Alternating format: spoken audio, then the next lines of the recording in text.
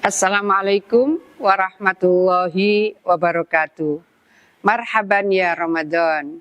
Alhamdulillah Allah memberikan kesempatan kita semua bertemu kembali dalam bulan Ramadan. Tahun ini adalah Ramadan tahun 1445 Hijriah. Mudah-mudahan kita bisa meningkatkan ibadah kita lebih baik lagi, lebih khusyuk lagi, lebih ikhlas lagi, dan lebih maksimal lagi. Amalan-amalan yang diseyukyakan, dianjurkan untuk bisa kita laksanakan antara lain adalah sedekah, tadarus.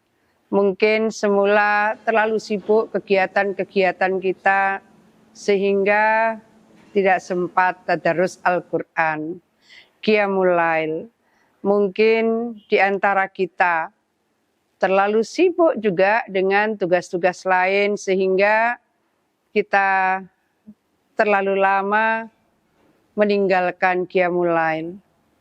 Di bulan Ramadan kita ikhtiarkan bisa menjalankan sholat tarawih. Tengah malam menunggu atau setelah makan sahur kita ikhtiarkan untuk sholat tahajud, sholat hajat, dan seterusnya. Mudah-mudahan seluruh ibadah kita diterima oleh Allah Subhanahu wa Ta'ala. Ada hadis yang menyebut bahwa ada orang berpuasa, tapi dia hanya mendapatkan lapar dan haus. Dia tidak mendapatkan pahala. Setidaknya ada 5 hal yang menjadikan puasa seseorang itu hanya mendapatkan lapar dan dahaga. 5 hal itu antara lain adalah sumpah palsu. Mungkin mereka yang terkait dengan hal tertentu, baik di peradilan maupun non-peradilan, sangat mungkin kemudian melakukan hal yang tidak semestinya, memberikan kesaksian yang tidak sebenarnya, maka batal puasa jikalau melaksanakan sumpah palsu.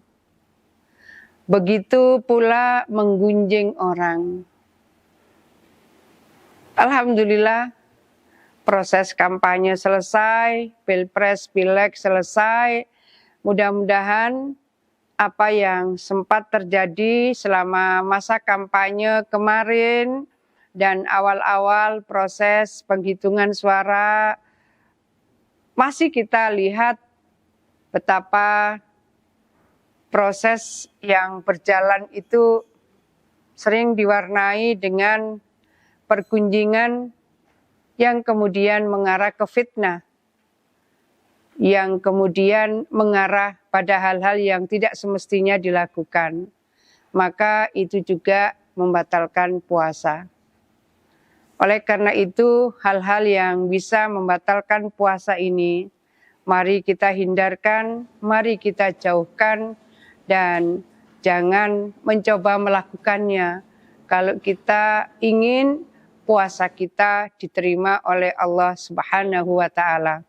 Dan dari 5 itu antara lain adalah melihat dengan syahwat. Mari kita menjaga diri kita, menjaga jari-jari kita, menjaga mata kita, karena apa yang mungkin kita tidak pernah mengira, tidak pernah menduga, dan tidak punya hasrat untuk melihat sesuatu yang akhirnya mengundang syahwat, tiba-tiba muncul di layar gadget kita. Oleh karena itu, apa yang bisa kita jaga kehati-hatian kita, menjaga supaya puasa kita jalankan dengan khusyuk, maka apa yang menjadikan sesuatu akhirnya menjadikan ketika melihat muncul syahwat, maka itu juga membatalkan puasa. Dan berikutnya adalah jangan berbohong, karena salah satu yang juga membatalkan puasa adalah berbohong. Oleh karena itu, apa yang menjadi penyebab-penyebab batalnya puasa kita, jangan kita lakukan. Ayo kita hindarkan.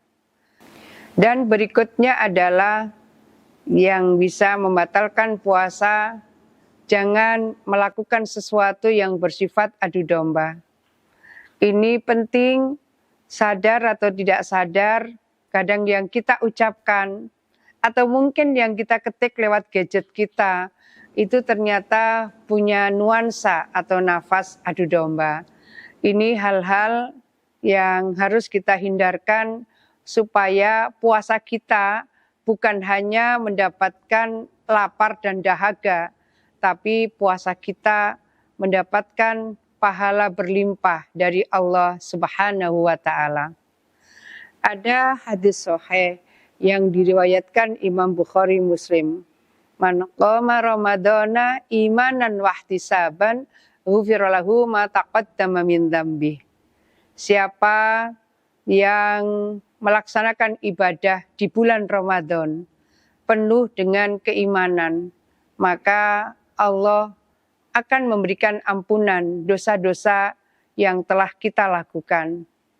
Tidak ada di antara kita yang suci. Dosa disengaja, tidak disengaja, dosa kecil, dosa sedang, dosa besar, semuanya sangat mungkin menjadi bagian dalam kehidupan yang pernah kita lakukan. Oleh karena itu, jangan bangga dengan dosa. Maka menjaga ibadah bulan Ramadan dengan penuh keimanan, penuh kekhusyuan yang Allah memberikan garansi akan menghapuskan dosa-dosa yang pernah kita lakukan. Ini menjadi bagian yang sangat penting untuk kita underline bahwa di bulan Ramadan ini, bulan yang di 10 hari pertama adalah awaluhu rahmatun. Rahmat Allah, insya Allah, terlimpah kepada kita semua di 10 hari pertama. Wa ausatuhu maghfiratun. Dan ampunan Allah, insya Allah, terlimpah kepada hamba-hambanya di 10 hari kedua. Dan wa akhiruhu itkum minan nar. Di akhir 10 hari ketiga bulan Ramadan, maka Allah akan menghindarkan hambanya dari api neraka. Tentu hal seperti ini akan diperoleh oleh hamba-hamba Allah yang betul-betul melaksanakan ibadah Ramadan penuh dengan keimanan, penuh dengan kekhusyuan, yang betul-betul ingin mendapatkan ampunan dari Allah dan dosa-dosa kita semua yang pernah kita lakukan diampuni oleh Allah Subhanahu wa Ta'ala. Mudah-mudahan puasa kita diterima Allah, mudah-mudahan tadarus kita diterima Allah, mudah-mudahan sedekah kita diterima Allah, mudah-mudahan qiyamul lail kita diterima Allah. Mudah-mudahan Allah pertemukan kita dengan Lailatul Qadar. Amin. Assalamualaikum warahmatullahi wabarakatuh.